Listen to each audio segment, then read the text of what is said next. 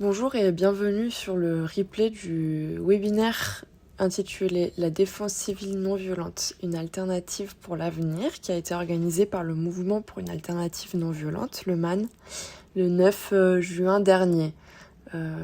L'introduction et le tout début de l'intervention sont enregistrés a posteriori parce qu'on avait oublié de lancer l'enregistrement.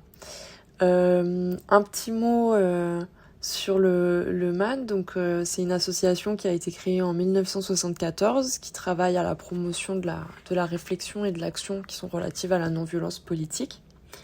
Je suis Maëva Rouget, j'ai introduit et animé ce webinaire. Je suis coordinatrice fédérale du MAN, donc fédérale parce que nous sommes une fédération d'une quinzaine de groupes locaux en France métropolitaine, à Mayotte et à La Réunion. Et notre intervenant sur ce webinaire était Roland Braun, qui est membre du MAN Centre-Alsace, qui est membre également du comité d'animation fédéral du MAN et qui milite pour la non-violence depuis une cinquantaine d'années. Donc ce webinaire avait pour objectif de prendre une heure pour présenter les alternatives à la défense militaire et plus particulièrement la défense civile non violente, ainsi que les actions qui sont déployées par le MAN sur ces questions-là. L'idée, c'était de faire découvrir ces notions en explicitant les grandes lignes et en illustrant avec des exemples historiques et contemporains également. Donc on avait un format de 30 minutes de présentation et puis 30 minutes de questions-réponses, où les échanges ont été très riches. Donc j'ai commencé mon introduction par quelques éléments sur les enjeux, sur les raisons pour lesquelles nous parlons de la défense civile non violente, la DCNV. Donc on fait le constat qu'il est impératif de repenser la sécurité et la défense. Avec le déclenchement de la guerre en Ukraine notamment, on a observé un réarmement de la France et de l'Europe qui s'est fondamentalement accéléré depuis ces dernières années. On assiste aussi à l'amplification de discours guerriers. On se souvient de la phrase choc du chef d'état-major des armées en novembre 2025 qui disait que la France doit accepter de perdre ses enfants. On voit également une augmentation astronomique des dépenses militaires, donc elles ont presque doublé depuis 2017. On a un budget aujourd'hui de près de 450 milliards d'euros pour la défense. Nous, ce qu'on constate sans nier les menaces et les réalités du contexte géopolitique, c'est que les armes ne nous protègent pas, et pas de tout. Donc c'est pour ça qu'on constate qu'il est impératif de civiliser la défense plutôt que de militariser la société pour plus de résilience face aux menaces contemporaines qui ne sont pas uniquement militaires. Donc c'est dans ce contexte qu'on a repris la réflexion qui a été initialement entamée dans les années 1980. On a produit des documents de réflexion, donc avec un texte court de référence qui s'intitule « Pour une défense non violente », civile non violente, qui a été produit par notre groupe de travail thématique sur le sujet. On a également publié un manuel citoyen pour la défense civile non violente qui est accessible gratuitement sur notre site nonviolence.fr et qui peut être commandé en exemplaire papier sur notre boutique en ligne, boutique.nonviolence.fr. Les références sont dans la description de cette vidéo. On a également organisé des ateliers et formations. On fait également des conférences et du plaidoyer auprès de responsables politiques. Voilà pour cette introduction. J'ai ensuite laissé la parole à Roland. Alors, je refais le tout début de son intervention. Roland s'est appuyé sur notre texte élaboré donc par le groupe de travail des CNV du MAN, dont il est membre, intitulé « Pour une défense civile non violente », qui a été publié au premier trimestre de l'année 2025. Il a expliqué notamment que les menaces aujourd'hui ne sont pas uniquement militaires, armées. ce qui nous fait face en termes de menaces, elles sont multiples, elles sont diversifiées, elles sont internes mais aussi externes. Donc Roland citait différents exemples de menaces qui figurent dans ce texte de 5 pages. Donc on a des menaces idéologiques et culturelles comme les idéologies xénophobes par exemple, ou le complotisme, des menaces économiques, sociales et politiques, par exemple la montée des inégalités en France que l'on observe, des menaces environnementales présentes avec l'accélération et l'augmentation des conséquences générées par le dérèglement climatique. Et on a effectivement des menaces contre la sécurité nationale, donc des menaces d'agression militaire, des cyberattaques, de la désinformation. Donc c'est vrai qu'elles représentent un danger pour le fonctionnement de notre société, pour le vivre ensemble, la cohésion sociale. Elles doivent être prises en compte, mais pas uniquement de façon exclusive ou prioritaire par rapport aux autres. Et c'est actuellement le cas par la classe politique et l'institution militaire. Donc voilà, chacune des menaces qui ont été énoncées précédemment appelle à des réponses spécifiques et adaptées. Et on plaide pour le fait que ce sont à la fois la lutte contre ces menaces est à la fois l'affaire de la société civile et des autorités publiques, et que les civils ont un rôle à jouer. Et je termine ce rattrapage de l'enregistrement pour laisser la place au direct du webinaire quand Roland a commencé à concrètement parler de la défense civile non violente, ses objectifs et sa définition. Merci. Pardon. Ah pardon, j'ai oublié de lancer l'enregistrement. Et du coup, ça... Désolé, c'est pas grave, Merci. Maëva. Je pense Alors, que ça sert oui, finalement. Pardon. la défense civile non violente, elle a pour objectif de faire face à toutes les menaces, pas seulement les menaces d'agression extérieure, existantes ou à venir, idéologiques, politiques, environnementales ou liées à la sécurité nationale, tant sur le plan intérieur qu'extérieur. Et quand je dis extérieur, c'est face à une agression d'un autre pays, et intérieur, c'est face à l'arrivée de pouvoirs totalitaires, fascistes, etc. Là où les forces armées, elles, servent surtout à se défendre contre une agression extérieure. Donc, la défense civile non violente, elle englobe un champ beaucoup plus large. Il s'agit, dans le cas d'une agression, quelle qu'elle soit, et sans armes, de rendre la société insaisissable pour un agresseur, inexploitable économiquement et ingouvernable politiquement. En plus, elle implique tous les citoyens, pas seulement l'armée, elle implique tous les citoyens et repose sur la mobilisation populaire par les moyens de la non-coopération, les manifestations, les grèves, le boycott, la désobéissance civile, le refus d'obéissance aux ordres injustes ou illégitimes, le blocage, le sabotage non meurtrier, la solidarité, etc. Toutes ces facettes sont présentes dans la défense civile non violente. Et donc ça concerne tous les citoyens, des enfants aux personnes âgées, alors que l'armée concerne essentiellement les jeunes. Alors c'est vrai que depuis peu maintenant il y a des femmes, mais jusqu'à il n'y a pas longtemps c'était que les hommes jeunes en âge de combattre. Et donc en laissant les autres ne pouvant que subir. Voilà ce que c'est que le principe de la défense civile non violente. Alors, on me dirait concrètement, ça donne quoi? Alors, concrètement, avant de rentrer dans le détail, je vais vous donner deux exemples.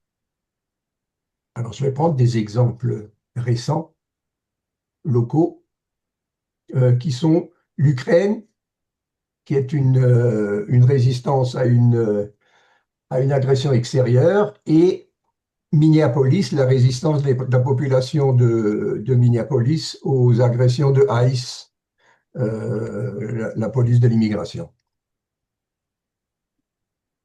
Alors, l'Ukraine. Alors évidemment, quand on parle de l'Ukraine, dans les médias, on n'entend parler que de la résistance armée. Alors que la résistance armée n'est qu'un aspect de cette résistance. Alors, ce que j'ai oublié de vous dire, c'est que dans mon intervention, je me base sur un certain nombre de documents. Donc là, pour ce qui est de l'Ukraine, je me suis inspiré, je vous recommande un livre qui s'appelle Ukraine, la force des faibles, qui est un livre de Anna Colin-Lebedev, une sociologue.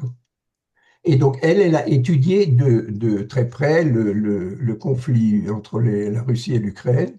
Et elle arrive à la conclusion qu'en fait, si l'Ukraine a réussi à se défendre contre la Russie aussi longtemps, c'est bien sûr grâce aux armes, grâce aux fournitures d'armes, etc., mais pas exclusivement et pas uniquement. Parce que cette défense a aussi été possible par une très forte implication de la population, de toutes les couches de la population. Et ce qui est intéressant, ça permet aussi de présenter les conditions et ce qu'il faut pour qu'une défense civile non violente fonctionne. Ce qui est intéressant, c'est qu'elle a constaté que la capacité de résilience. Alors oui, c'est vrai que l'Ukraine n'est pas un exemple stricto sensu de défense civile non violente, puisqu'ils n'ont pas fait le choix de la non-violence. Effectivement, il y a des groupes non violents qui existent, mais ce qui est intéressant, c'est quand même la dimension de résistance civile de toute une population face à une agression. Et donc, elle constate que ce qui a permis cette résistance, c'est, contrairement à ce qu'on pourrait penser, la méfiance de la population, des citoyens envers le gouvernement, ils ont réussi à la transformer en résistance positive en s'organisant. La méfiance massive des citoyens envers un État jugé corrompu est devenue un moteur d'engagement. Donc les gens se sont engagés. Et en France, on est en train de prôner la militarisation de la société, puisqu'on met maintenant des obligations de cours sur la défense, évidemment faites par l'armée dans les écoles, etc. En Ukraine, d'après Lebedev, elle dit que la population, les citoyens ont civilisianisé la défense. Et donc, ça aussi, alors c'est une lutte qui est efficace, qui a aussi des prémices. Elle a été contrairement à ce qu'on pense, on dit souvent que l'Ukraine n'était pas préparée. C'est vrai que militairement, elle n'était pas préparée, mais dans la tête des gens, elle était un peu préparée puisqu'il y a eu toute la période 2014-2022 avec l'occupation de la Crimée, etc. Voilà. Donc, il s'agit là d'une résistance horizontale de toute une population face à une occupation militaire qui est donc verticale. Alors, si je retrouve le document, je vais vous lire quand même ce qu'elle dit. Alors, voilà. Elle dit: les armes ne sont qu'une des composantes de la résistance. Derrière chaque arme, il faut qu'il y ait un Ukrainien prêt à combattre, évidemment, mais il faut aussi de nombreux autres prêts à organiser, à soutenir le combat. Voilà. Et là, ils ont fait l'effort de continuer à mener une vie sociale ordinaire. La société ukrainienne ne s'est pas militarisée, elle a plutôt socialisé l'armée. Voilà. Donc voilà un exemple. Alors qu'est-ce que ça induit ou implique comme élément sur une défense civile non violente? Une défense civile non violente est d'autant plus efficace qu'elle est préparée. Voilà. Ensuite, parce que les deux situations dont je vous parle, aussi bien l'Ukraine que Minneapolis, ce sont des résistances non préparées, et c'est malheureusement souvent le cas parce qu'on ne prend pas le temps, ou on ne prend pas l'importance, on ne voit pas l'importance de préparer la défense ou la résistance civile. Et pourtant, même si c'est des résistances non préparées, on se rend compte de la puissance qu'elles peuvent avoir. Alors maintenant, Minneapolis. Alors Minneapolis, bon, je pense que vous connaissez aussi l'histoire, la population de Minneapolis a réussi, plus ou moins, à chasser ICE de la ville, de manière non violente. Alors, c'est aussi une population qui s'est organisée face à ça, avec un certain nombre d'outils. Par exemple, ils ont créé une stratégie de protection civile non armée, avec une association non violente. La présence des membres de la communauté ont maintenu une présence devant les écoles, dans tous les endroits où ils se réunissaient. Dès qu'ils les repéraient, ils allaient dans la rue pour prévenir, etc. Les parents emmenaient les enfants de familles qui risquaient de se faire arrêter à l'école. Donc, c'est des réseaux de vigilance et d'alerte. La lutte contre la désinformation, alors ça, c'est essentiel. Ils ont également mis en place des groupes de désamorçage et de désescalade pour éviter que les confrontations ne soient trop violentes, même si ça ne marche pas à 100%, mais bon, ça permet d'éviter des passages à l'acte, et sachant que les armes sont d'un côté plus que de l'autre, ça permet de protéger des personnes. Un autre élément, c'est l'observation et le témoignage, la formation à la sécurité lors des manifestations. Voilà, donc tout ça, ce sont des petites choses qu'on n'a pas l'habitude enfin qu'on n'a pas forcément l'habitude de faire, mais qui fonctionnent. Alors, voilà les exemples. Combien de temps il me reste, Maëva? 10 minutes. Ah, j'ai encore 10 minutes. Un peu moins que le temps que je fasse la conclusion et qu'on Pardon, fasse la question. d'accord. Alors, pour la dernière partie, donc la défense civile non violente, je me suis inspiré du manuel citoyen pour une défense civile non violente. C'est un document, voilà, merci. C'est un document qui a été travaillé par le MAN, qui a été construit par le MAN l'année dernière, enfin depuis 2 ans en gros, et qui a surtout été aussi rédigé en réponse au manuel de survie qui a été distribué, qui devait être distribué dans toute la France par Macron, mais bon, il y a des tas de gens qui m'ont dit qu'ils ne l'avaient jamais lu. Bref, c'est pour avoir une dimension citoyenne de se défendre. Et donc l'intérêt de ce manuel, c'est qu'il donne des pistes concrètes, pratiques, qui peuvent être utilisées dès maintenant, à titre individuel et à titre collectif, pour mettre en place une défense civile non violente. Donc, la première chose que j'ai envie de dire, c'est que une défense civile non violente se prépare en amont. Enfin, elle a d'autant plus de chances d'être efficace qu'elle est préparée en amont. Mais très souvent, elle se met en place à cause de l'agression. Et l'avantage du manuel, c'est qu'il nous présente dans son deuxième chapitre comment dire, la situation. À partir de quel moment faut-il s'inquiéter?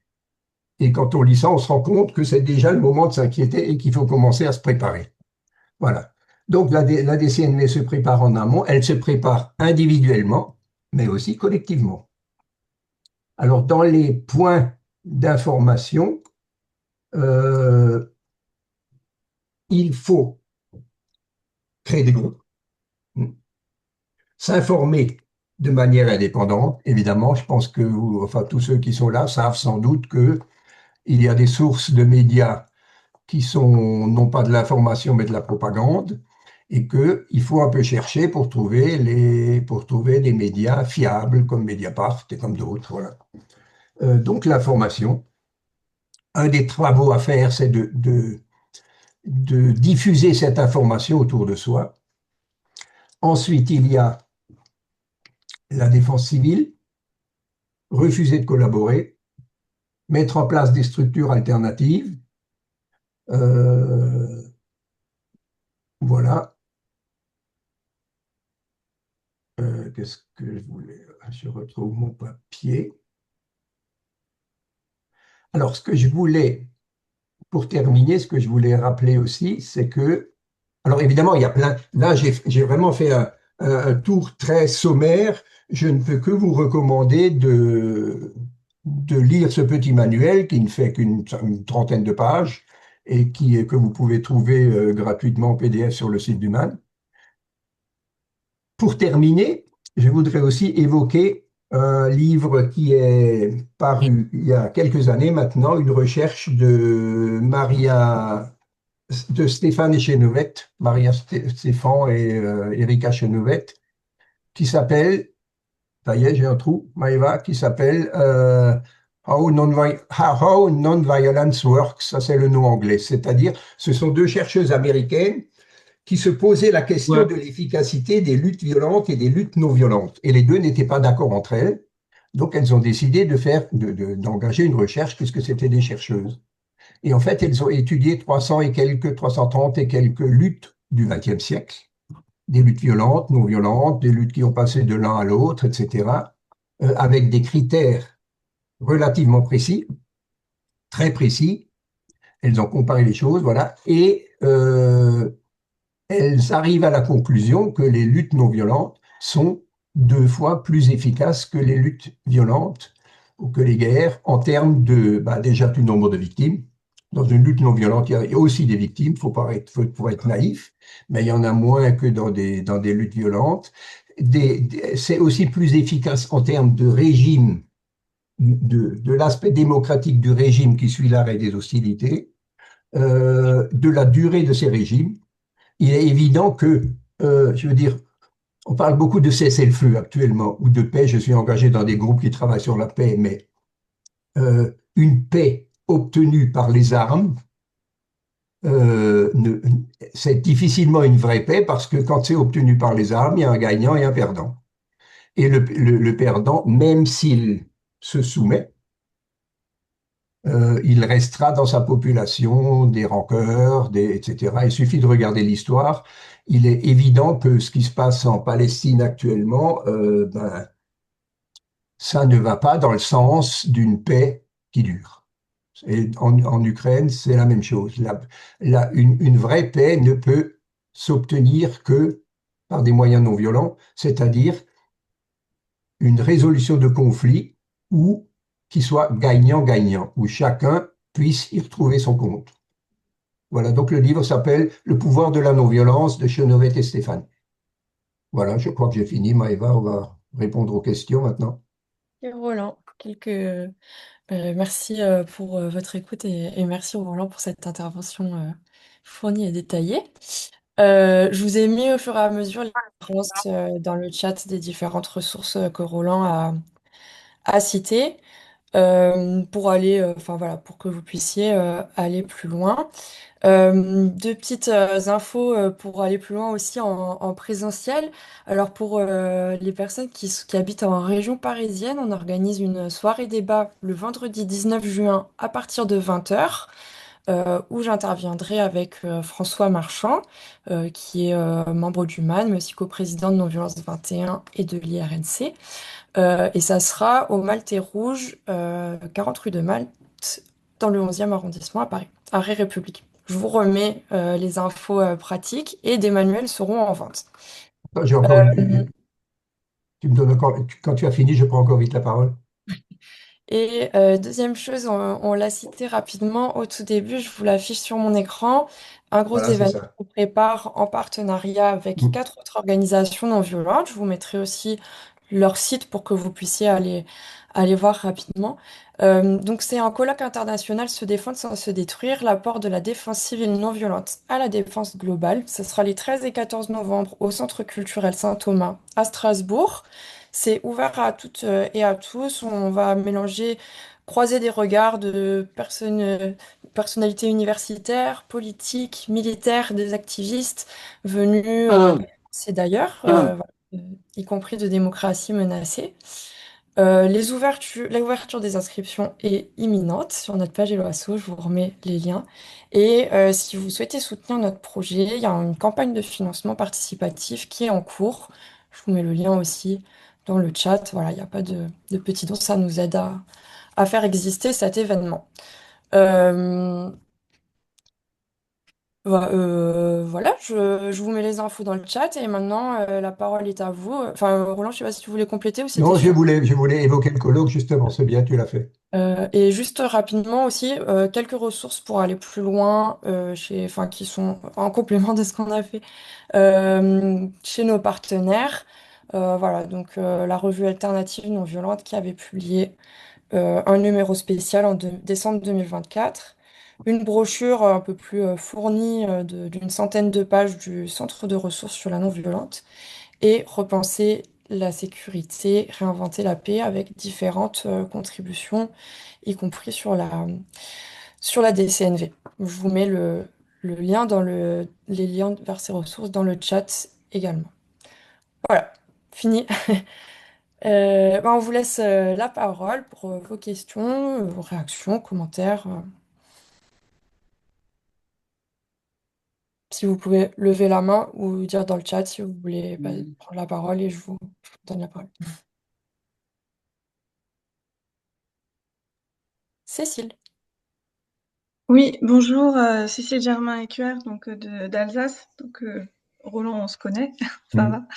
va. Oui, bah merci déjà pour ce webinaire. Moi, je ne peux malheureusement pas rester parce que j'ai une autre réunion après. Et ce qui m'intéresse, et c'est aussi ce qu'on avait pu avoir dans nos échanges, c'est on pense quand même aujourd'hui que la défense civile non violente, enfin dans les milieux écolos, que c'est quand même quelque chose qui est vraiment hyper intéressant, hyper pertinent, parce que comme tu le disais, c'est pas juste en cas d'agression extérieure, c'est aussi en cas d'agression sur notre propre territoire. Puis on peut penser à pas mal de choses qui peuvent se passer en France aujourd'hui. Mais voilà, moi je me dis que la limite, enfin la bascule dans laquelle on est aujourd'hui, c'est qu'on a du mal déjà dans les écoles à enseigner peut-être les valeurs de la République parce qu'on se voit qu'elles se heurtent au quotidien des gens, à ce dont ils sont témoins dans la réalité, hein, que ce soit les les exclusions de logements, les migrants qui sont moins considérés, etc. Donc, comment est-ce qu'on pourrait faire pour porter ce message tout en étant attentif au fait que on est dans une société qu'en effet on peut avoir envie de défendre le territoire sur lequel on est et certaines valeurs, mais finalement on voit aussi que ce territoire il n'est pas exempt de défauts. Voilà.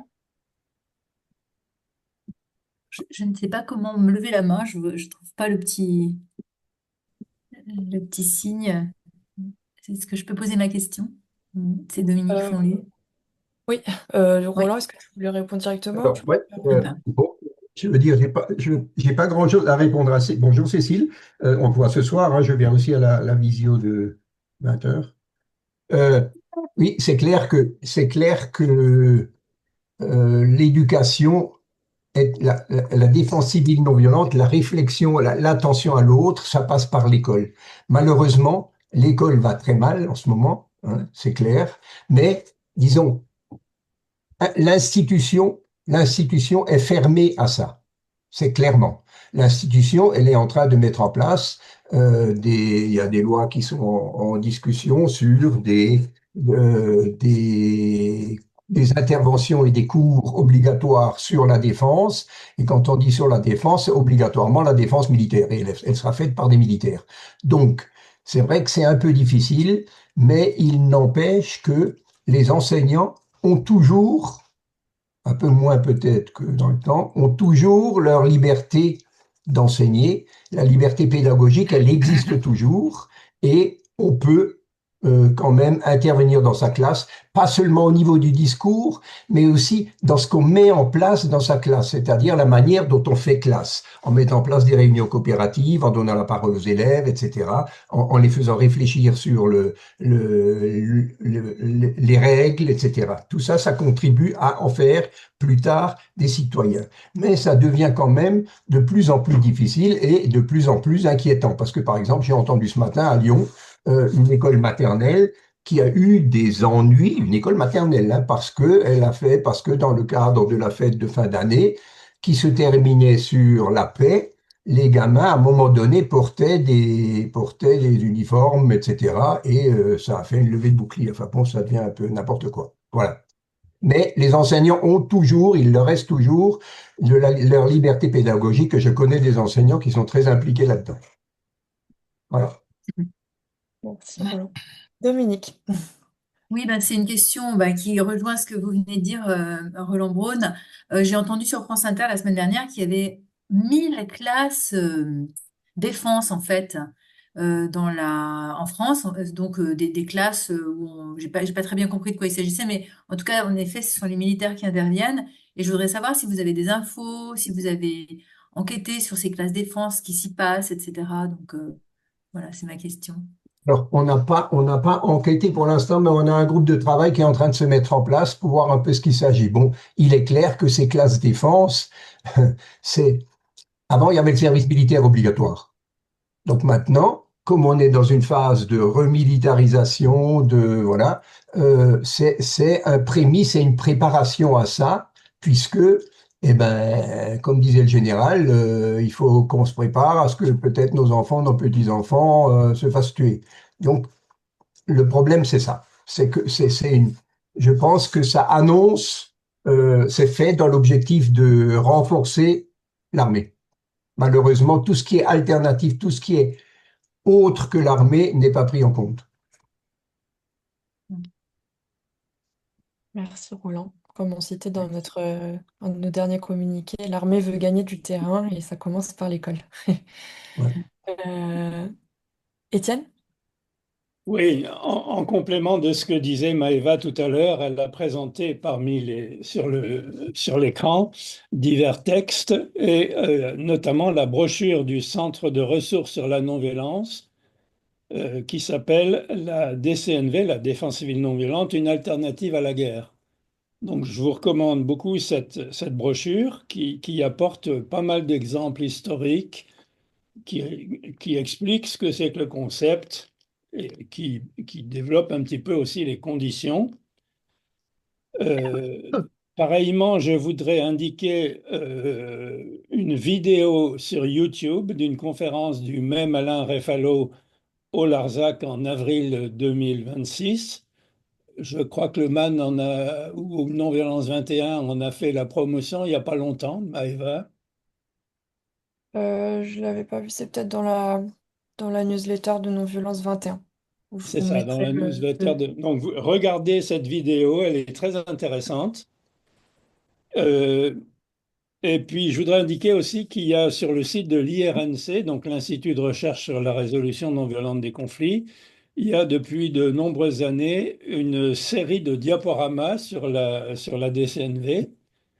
Il y en a une dizaine, hein. Il y a l'histoire du concept et de la recherche à ce sujet, tous les penseurs qui réfléchissent depuis la fin de la Deuxième Guerre mondiale.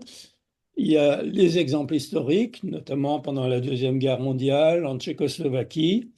Il y a tous les exemples de résistance civile contre le communisme en Europe de l'Est, contre les dictatures en Amérique latine, aux Philippines, etc. Et puis, il y a un diaporama sur les conditions d'une défense civile non violente.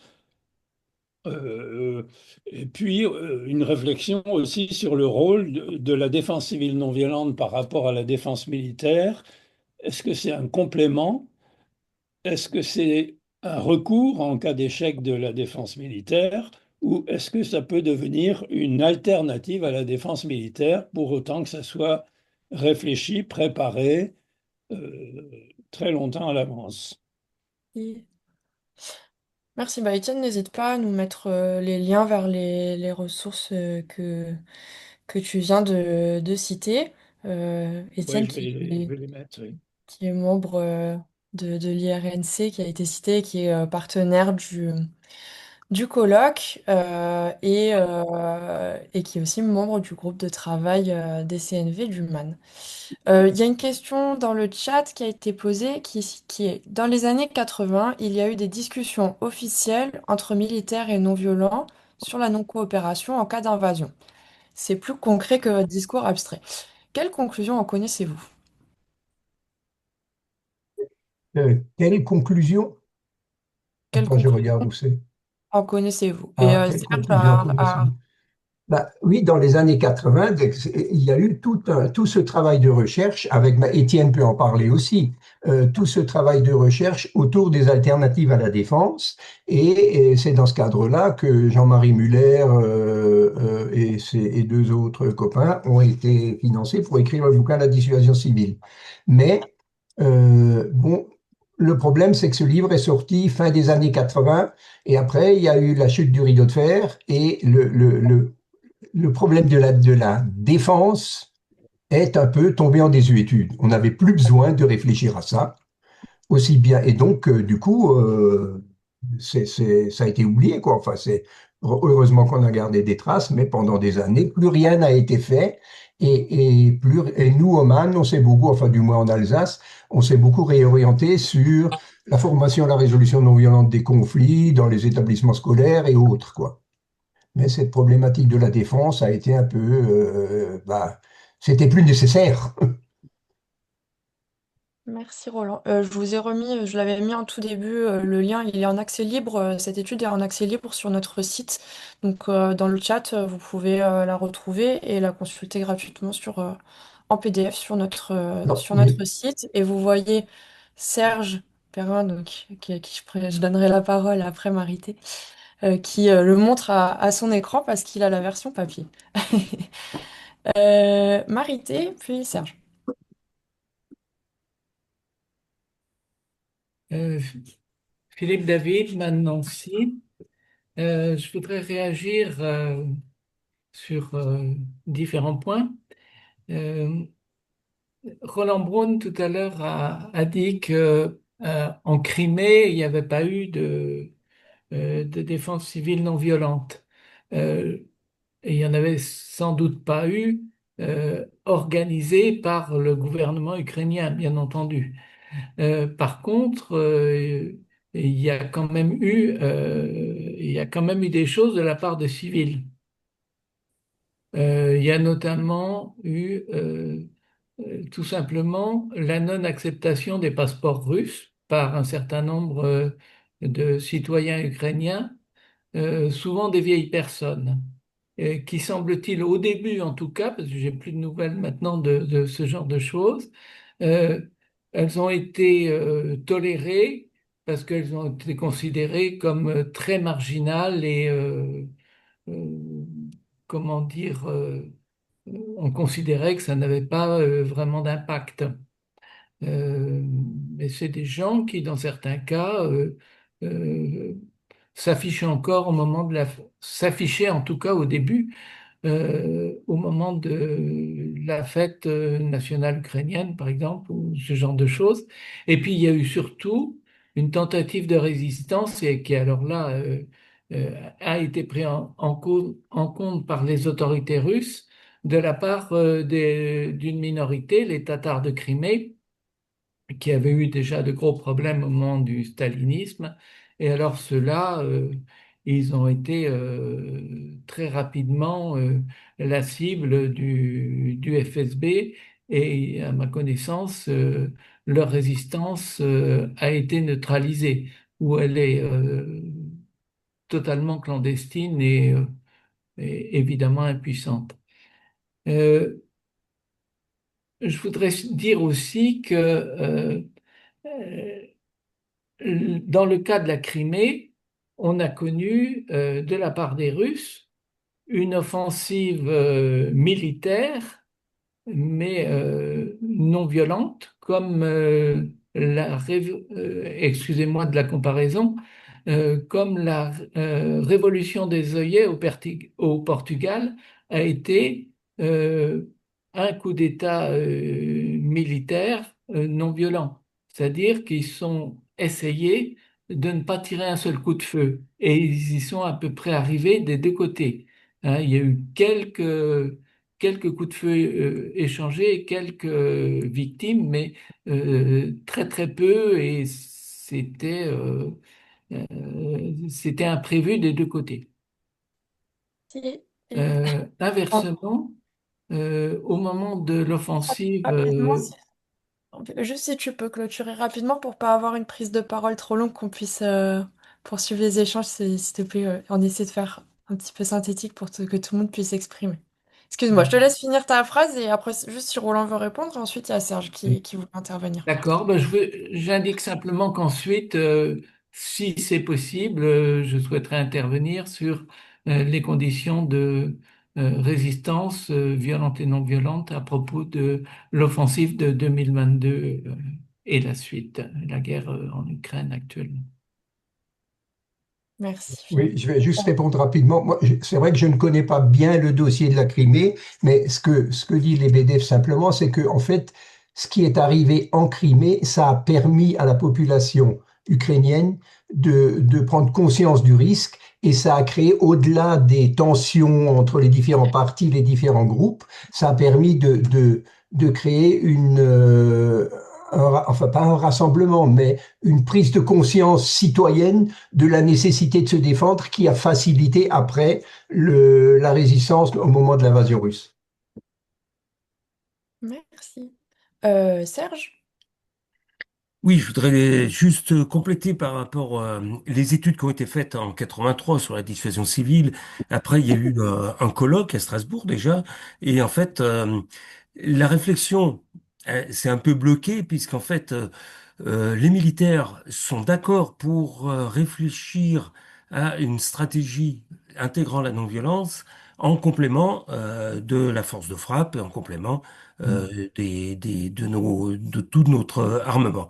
Et quand nous, on était plutôt pour rechercher des alternatives dans une stratégie qu'on appelait de transarmement, c'est-à-dire de passer progressivement d'une capacité de désarmement à une capacité de mobilisation de la résistance de la population.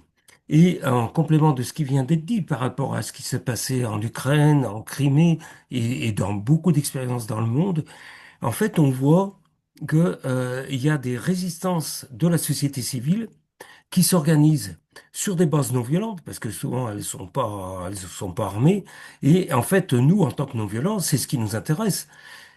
Voir l'efficacité qu'a pu avoir sur des temps sans doute limités, sur des territoires limités, l'efficacité de des résistances civiles non violentes, si c'était organisé, on aurait une efficacité beaucoup plus grande qui pourrait être dissuasif par rapport à une volonté de prise de contrôle de notre société, de notre territoire. Et c'est ça notre concept de défense civile non violente.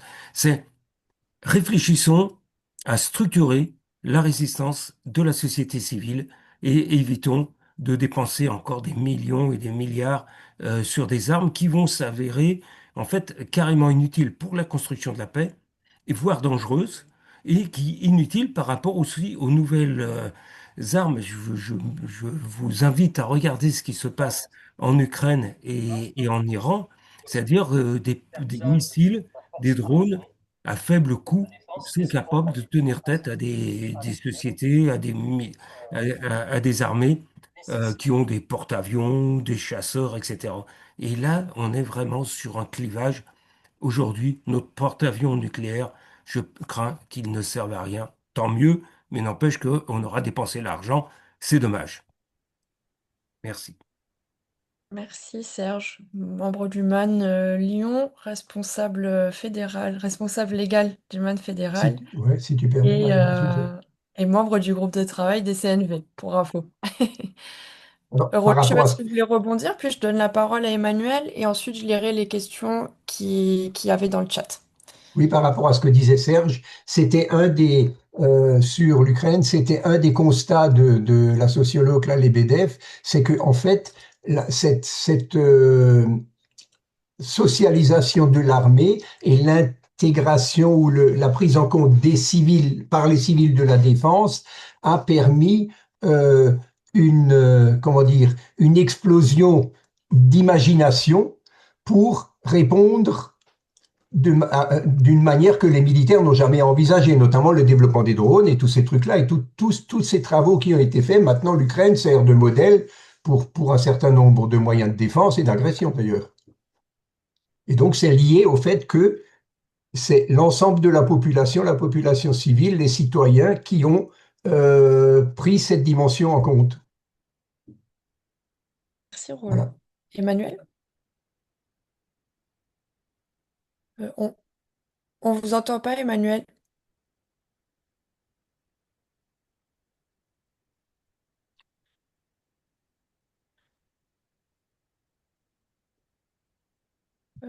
Si, Je on crains que le t'entend. micro ne fonctionne pas, Ouais. Emmanuel. Oui, parce que ça, on voit pas l'icône comme quoi le son est coupé. Sinon, Emmanuel, si ça vous dérange pas d'écrire peut-être votre euh, D'accord. question dans le chat ou le temps que vous retrouviez que vous réussissiez à activer, je vais lire les questions dans le chat. Euh, mais on garde votre. J'ai noté. Avant que je donne la parole aussi à Noé qui a levé la main, nous avions Philippe qui demandait ne faut-il pas parler de non-coopération en cas d'invasion plutôt que de l'abstraite défense? Et on a une deuxième question de Patrick.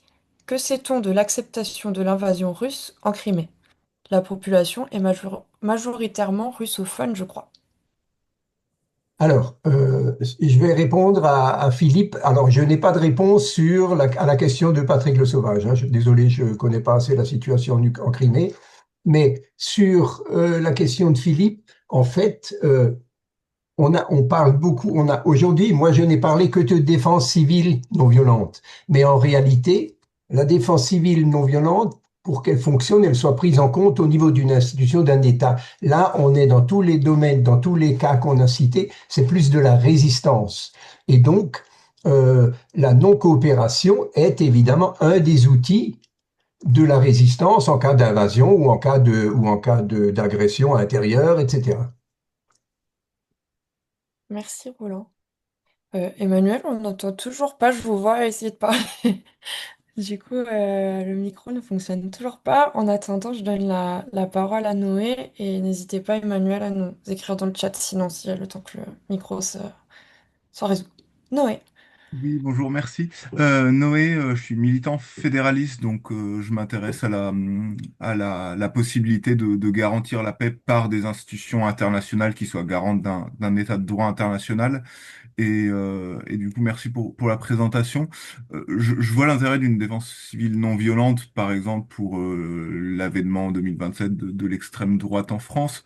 Bien Mais sûr. pour rebondir sur la question ukrainienne, vu les menaces de la Russie et avoir des experts militaires qui, a priori, sont pas dans des délires militaristes et de course à l'armement, exposer les menaces russes sur la Lituanie dans un horizon de quelques années, les tentatives de déstabilisation sur les élections d'États européens, donc ça c'est en dehors de l'ordre militaire, mais c'est quand même de l'ordre de l'agression. Les, les tentatives russes de tester un peu les réactions de l'OTAN en envoyant des drones se cracher il n'y a pas très longtemps en Roumanie, de temps en temps en Pologne.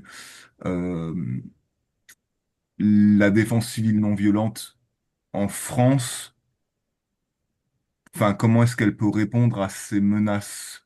Le besoin de défendre nos alliés. Euh, quand on a des drones et des invasions me paraît quand même essentiel. Enfin, quand vous voyez ces menaces, vous pensez toujours pas qu'une défense classique et reste un besoin. Et du coup, là, je me placerai effectivement plus dans des logiques, comme vous présentiez, de complémentarité plutôt que d'alternative entre les défenses classiques et les défenses civiles. Merci. Merci. Roland. La complémentarité ne peut pas fonctionner parce que le système classique est un système hiérarchique avec un chef qui décide, les états-majors, etc. Alors que la défense civile non violente, elle part de la base. Elle part de la prise de responsabilité des citoyens d'un système le plus décentralisé possible. Et donc là, il y a un problème ça ne peut pas fonctionner. Ensuite, sur comment la France, je rappelle ce que j'ai dit au début, euh, l'armée, elle sert surtout à protéger un territoire. Mais c'est pas parce que le territoire est envahi qu'on a perdu. Et l'histoire montre à des tas dans des tas les Américains qui ont la plus grande armée du monde n'ont pas réussi avec tous les moyens, avec tous leurs moyens à battre les Vietnamiens à l'époque. Ils n'ont pas réussi en Afghanistan, ils n'ont pas réussi en Iran. Bon, je schématise, c'est probablement certainement beaucoup plus compliqué que ça. Mais en fait, l'histoire montre qu'un envahisseur ne peut pas gagner par la force contre un peuple qui n'en veut pas. Schématiquement, c'est ça. Merci Roland. Avant de donner la parole à Jean-Marie, je lis juste la question d'Emmanuel vu qu'il avait levé la main et qu'il ne pouvait pas nous parler. Emmanuel nous demande sur quelles organisations constituées se sont appuyés les citoyens et citoyennes de Minneapolis. Alors, il y a une organisation américaine qui s'appelle Non-Violence, je ne sais plus le nom exact, mais il y avait déjà, alors là, oui, il y a aussi, j'ai oublié de le dire ça tout à l'heure, Minneapolis a pu réagir de manière aussi rapide et aussi efficace. C'est aussi lié au fait que l'assassinat de George Floyd a eu lieu également à Minneapolis. Et suite à ça, il y a eu des mouvements qui se sont mis en place, qui ont commencé à réfléchir et qui étaient quand même, qui étaient plus ou moins prêts au moment de l'arrivée d'ICE. Et ça a aidé, ça a permis d'être, parce qu'il faut du temps pour s'organiser, pour mettre en place les réseaux, etc. Et donc, c'est pour ça que ça a pu fonctionner. Je ne sais pas si je réponds à la question d'ailleurs. Merci Roland. Est-ce que Emmanuel nous dit OK, merci. Euh, Jean-Marie puis Georges, et ensuite je préviens qu'il nous reste 5 petites minutes, donc si vous pouvez faire des questions courtes pour des réponses courtes et qu'on respecte le temps. Jean-Marie, allez-y. Bonjour, je suis Jean-Marie Matagne, président de l'Action des citoyens pour le désarmement nucléaire. J'ai raccroché votre comment dire, votre webinaire webinaire? tout à fait par hasard. On a eu l'annonce 2 minutes avant midi. Alors, vous voyez, D'accord. bon, mais je suis très, très intéressé par ce qui est dit, bien entendu. Je pense que l'action civile non violente est une chose très importante. Mais je veux simplement vous signaler enfin, attirer votre attention, vous le savez, mais sur la situation extrêmement grave actuelle, à savoir, et là-dessus, je pense qu'on devrait être entièrement d'accord, que la dissuasion, la soi-disant dissuasion nucléaire est une extraordinaire absurdité Arnaque. Ouais. et que actuellement on est en train de passer d'une situation déjà très grave auparavant à une situation encore plus grave avec ce que Macron a appelé la dissuasion nucléaire avancée, hein. Donc avec soi-disant extension de notre parapluie nucléaire au reste de l'Europe, et puis augmentation des armes nucléaires françaises, des têtes nucléaires, etc. Donc, relance de l'armement nucléaire. Alors, je pense que personnellement, là, je suis en train de me bagarrer comme je peux au sein notamment de la commission paix et désarmement des écologistes pour éviter, pour empêcher que les écologistes se rallient, comme ils l'ont fait officiellement par par un communiqué de presse du 5 mars, se rallie à la dissuasion nucléaire avancée de Macron, hein. Je pense on peut dire en quelques mots que ce que c'est que la dissuasion nucléaire.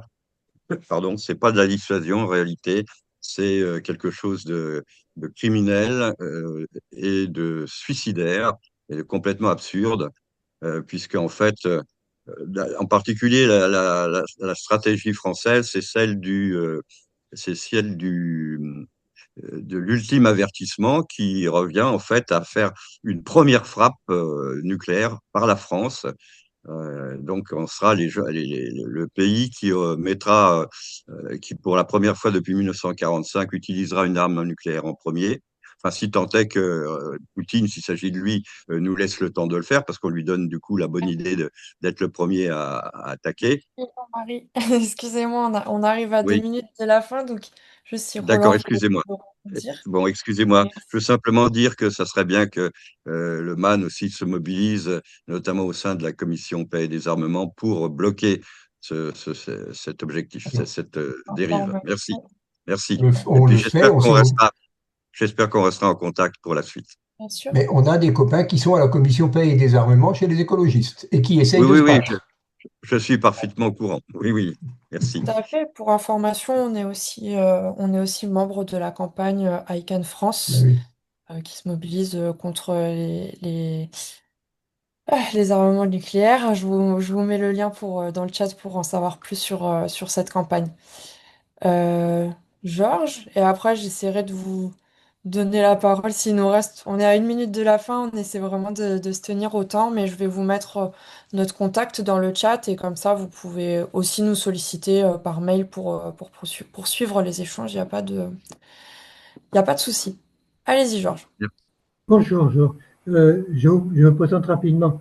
Je suis très ancien dans la non-violence parce que j'ai développé aussi d'autres alternatives.